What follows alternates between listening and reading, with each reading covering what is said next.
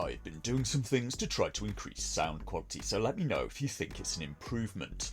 Gotham Knights, it was on break for a week, so I had a little bit of a rest from it, and now it's back. Has absence made my heart grow fonder for the fair Gotham Knights? Diversity Robin, Dead Name, Katana Tryhard, Dead Name's sister, Crazy Bint and Stephanie the 29-year-old schoolgirl.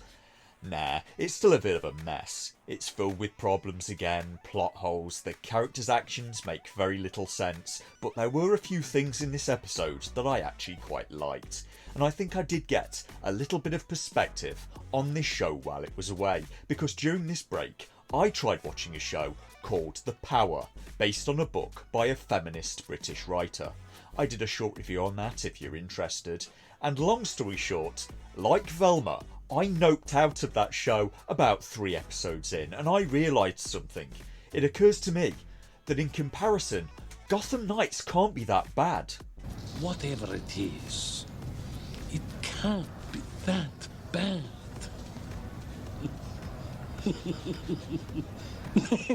So why do I say that? I say that because Gotham Knights is a mess. It's the latest in a long line of shows from the CW that were a complete mess, from Supergirl to The Flash to Legends of Tomorrow to Batwoman, but Gotham Knights can't be that bad because I'm still watching it. And logically, I have to reserve the worst criticism for shows that were so awful, distasteful or boring that I couldn't even stand to watch them any longer. And what's going on with Hollywood? I have 2 shows, this and Velma, as examples. Velma, the comedy, didn't manage to get a single laugh from me, but the attempts at serious drama from the CW are so pitiful they're actually funny. You may ask yourself, making shows like Gotham Knights, how does the CW turn a profit or stay in business? Because they surely must turn a profit, right? And no.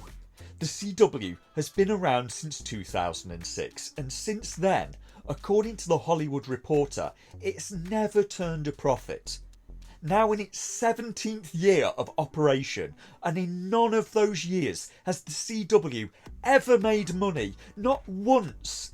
The CW was founded by CBS and Warner Brothers and gets the initials from the first name of its 2 parent companies. The CW has recently been the subject of a corporate buyout, and a large amount of stock was sold to a broadcasting company called Nexter, and this caused financial information to be revealed about the CW, and according to reports, the CW had annualised losses of between $300 million to $400 million a year. For every dollar they made, they spent roughly 2. So it's unclear how any of this worked, but this could have been part of a corporate shell game or tax avoidance on the part of their parent companies. One of the CW's largest expenses was purportedly paying for the IPs from Warner, so it may not have been a real loss that they were incurring at the CW. It could have just been money being moved to an overseas shell company in a tax haven, so Warner, the parent company, could avoid tax. And I say, after last episode, if my educated guess is correct, that would mean Warner works an awful lot like the Court of Owls. And make no mistake, the CW was reportedly going to carry on making Batwoman, and the only reason they stopped is because Warner supposedly, quote, no longer wanted to pay the leases on the studio space. So no matter how bad Gotham Knights gets, the CW are probably going to keep on making it until their parent company forces them to stop. So what happens this week in Gotham Knights? Painfully little in truth.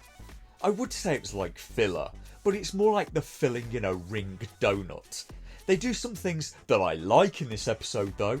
They do a bit where Stephanie and Turner have a moment, and the 2 actors don't have bad chemistry. But it's kind of the same will they won't they relationship that they do with practically every CW show multiple times. This episode also has the actor Doug Bradley in it. Now, Doug Bradley is an actor from Liverpool in the UK, and I'd best put that in the proud language of his people. Doug Bradley is an actor from Liverpool. It's a beautiful accent, isn't it? So calming. But Doug Bradley is a bit of a legend. He played the character of Pinhead in the film Hellraiser and also many of its sequels. Hellraiser was based on a book by a British horror writer called Clive Barker. The book was called The Hellbound Heart. Clive Barker, who is also from Liverpool, and no, I'm not doing that accent again, it was bad enough the first time. I very much enjoyed the film, and if you like horror, you should absolutely give it a go. I also like the book, because the book has one of the funniest lines I can remember in it, and that line is, "He was unbuttoning himself now. She caught sight of the boastful plum as he stroked it against her thigh." Clive Barker is quite a strange man.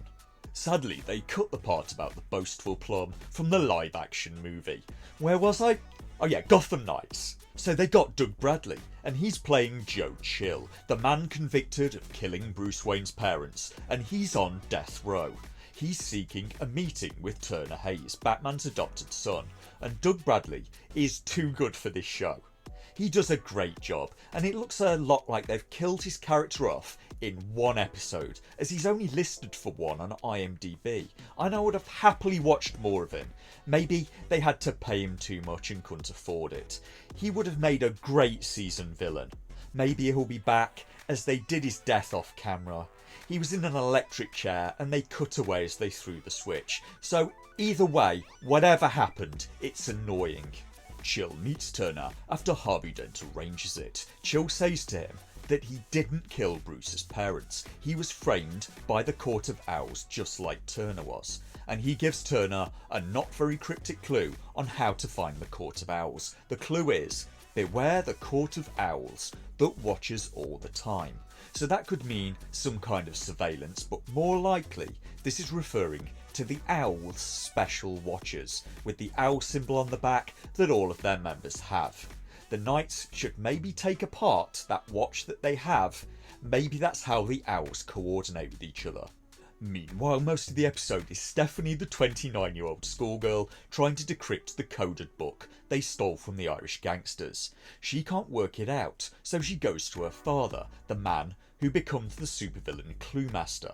He points her in the direction of a book cipher code. So 3 numbers give the page, line and word to read in a specific book. So a sequence of numbers can spell out a coded sequence. And you can only decrypt it if you know the book. So they try every book in the school library until they happen upon Ulysses by James Joyce. They narrow it down slightly because they know the rough number of pages that the book must have. But for a book cipher, you don't just need the correct book, you need the correct edition, or one that's formatted in exactly the same way, or the page, line and word numbers will all fall in the wrong places. They crack the code on one of the entries, and it's an address. Robin is not with them, as she's been grounded by her mother for pulling a disappearing act last episode, and is stuck at the hospital with her mother, the doctor. So the rest of the Knights make the truly bizarre choice to take Stephanie with them. Now, they're all on the run from the police, apart from Stephanie. She can operate freely, as long as she doesn't get seen with them. The moment she does, she'll be on the run too, for assisting fugitives. So they all go to the address together with Stephanie, and none of them wear disguises. They are risking one of the very few advantages they have for no good reason whatsoever. The Irish gangsters are at the address, packaging up what the Knights guess is narcotics, and the Irish gangsters are armed to the teeth.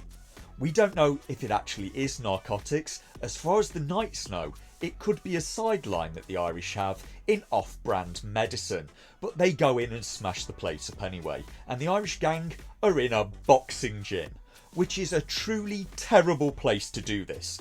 The Knights just walking off the street, looking through an open window where there are 10 or so armed men surrounded by bags of pills everywhere, including in the ring. This is a boxing gym. People are going to walk in off of the street with the expectation of training there and stumble into your presumably very illegal business. Duella wants them all to leave and call the police because they're clearly severely outgunned. Deadname, on the other hand, disagrees and thinks that their little group can take on the armed gang of gunmen who outnumber them 2-1, and says the cops are too dirty to rely on. Juella tells them it's too dangerous, the men in there are all armed, and they're going to get themselves killed if they try, and she's right. The rest don't want to listen, so Juella leaves and the rest go in anyway, despite there now being only 4 of them, and one of them is Stephanie, who has no training. And they all almost die, and should, except for their plot armour. But they win, of course they do, and then they smash the pills up, which wouldn't even destroy the pills. They could just be reformed from the powder. And this was written by an idiot. Flushing the narcotics down a toilet would probably be the best bet if you really want to destroy them. Then they tie up the bad guys and call the police to come and pick them up. And hang on, you mean the same police that they said it would be pointless to call because the police are all dirty? The show just invalidated the entire reason for them not calling the cops in the first place, so they risked their lives and almost got killed to achieve absolutely nothing. The smart move would have been to pull back and make a plan, and a good plan would have been to get some surveillance equipment, put it in the boxing gym and record the crime happening, then call the allegedly dirty police, wait for them to show, and then record what they do. If they release the criminals, you've exposed the cops as dirty, and you can release the video to Harvey Dent or the press. Meanwhile, Harvey Dent has a visit from Lincoln March. They're both running to be the new mayor of Gotham. Lincoln got a coin from the Owls as a threat last episode, and has for some reason gotten rid of his own security, and thinks the coin actually came from Harvey. The lights then go out, and the Talon arrives, impaling Lincoln through the chest with a sword. And then the Talon leaves, and Lincoln survives. And this is also a problem. Talon had plenty of time to make sure he finished the job. His signature is removing heads. And I can't think of any way this makes sense. Either this is some sort of clever ploy by the Owls, and Lincoln was intended to survive all along, or the show just made its big bad look completely incompetent. So that was it for episode 6, and it isn't going anywhere fast. So while maybe being slightly better than Batwoman, this show is considerably worse, I would say, than even early seasons of Arrow. And it doesn't even have Felicity Smoke there as a good reason to watch the show.